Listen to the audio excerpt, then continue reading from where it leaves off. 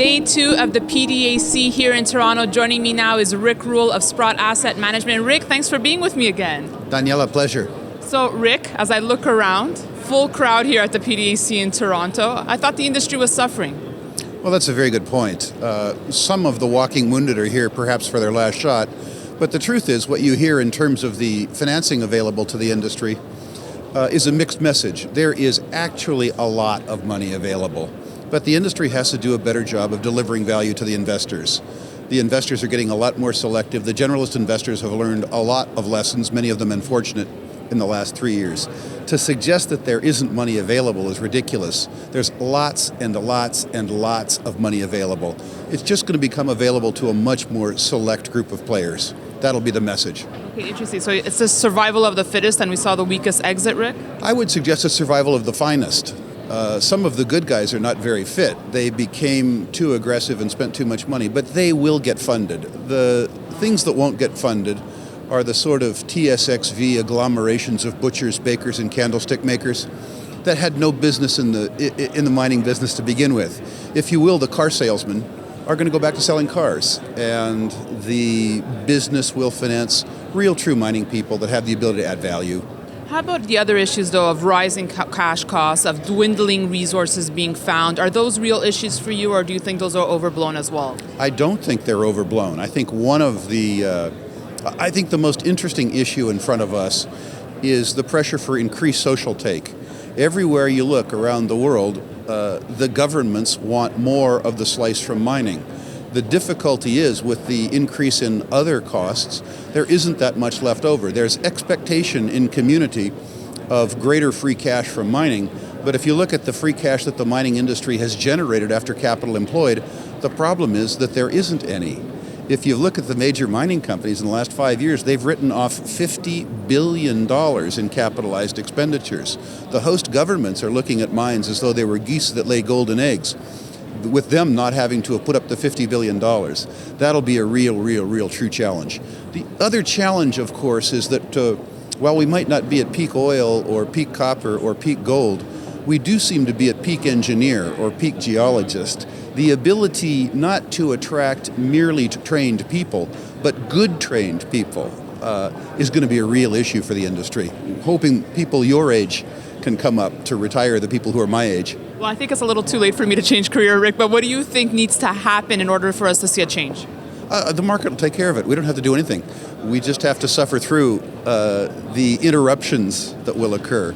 You know, when I talk about a very bright outlook for the market, I'm talking about the industry as a whole. On the TSXV, my suggestion is that we're going to re-experience 1991, 1992, when 10 or 15 companies a week get delisted for an extended period of time. From the industry's point of view, that's very healthy. For the people who bought those companies in 2009, 2010, the inexperienced investors who couldn't tell the difference between the good and the bad, it's going to be a very painful period for them. And I feel for them, Daniela, but that's just the nature of the business. Rick, last time we spoke in San Fran, you said this was an excellent buying opportunity for the gold stocks. You said, what a bargain. Are you still optimistic for the mining stocks? Absolutely. I think this market goes lower, but what I've learned in my life is that sometimes things are cheap enough. We see sectors like the developmental stage gold juniors. These things are never cheap. The last time that they were reasonably priced relative to the cash they could generate at these gold prices was in 1992. So we're having a once-in-2-decade event for special situations, special kinds of stocks. Will the TSXV go lower? Absolutely. We have to wring out all the excesses of 2009, 2010, but are the best companies in the sector cheap? Yes. We talked in that interview, you and I, about something I call bifurcation, right, which is where the top tier of the juniors begin to separate from the bottom. It will still feel like a bear market because 80% of the juniors have no net present value. They're going to go to their intrinsic price, which is zero. But the rest of the industry has already flattened and will start heading up now. But Rick, why do you think there's even more of a bottom to the bottom?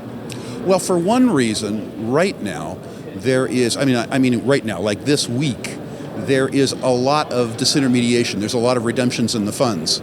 And the sell decisions aren't made by what the manager wants to sell. It's what he or she can find a bid on. When money comes out of the funds have to sell. And this phenomenon could go on for a week, a month. So in my experience, I'm not trying to say that past is prologue, but in my experience, you need a cataclysmic selling event. You need one exhausted spasm of selling to mark the bottom of a bear market.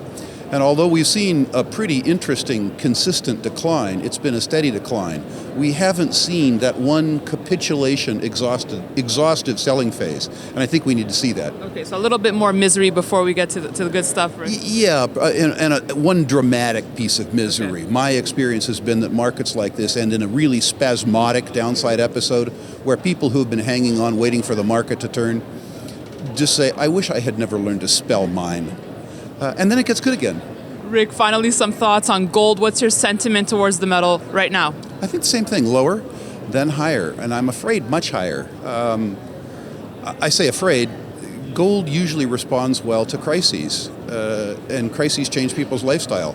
I'm 60, my lifestyle's really good. I'd prefer not to see it change, but I suspect I will see it change. Excellent thoughts from you today, Rick. Thanks so much. Always a pleasure, thank you. And thanks for watching our continuous coverage from the PDAC 2013 here in Toronto. We'll have more for you on Kitco.com. In the meantime, you can email me any comments or questions at newsfeedback@kitco.com. Thanks for watching.